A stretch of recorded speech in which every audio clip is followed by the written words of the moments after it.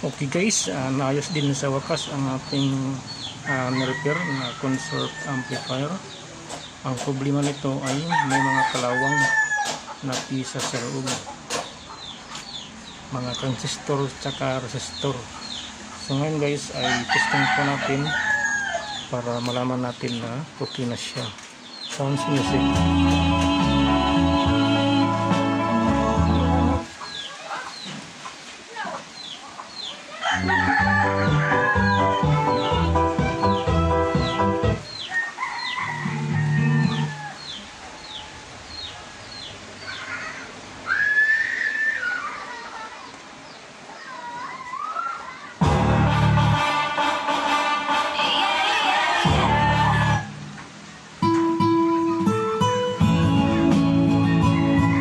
Okay guys, yun lang, baka makopyright tayo sa music.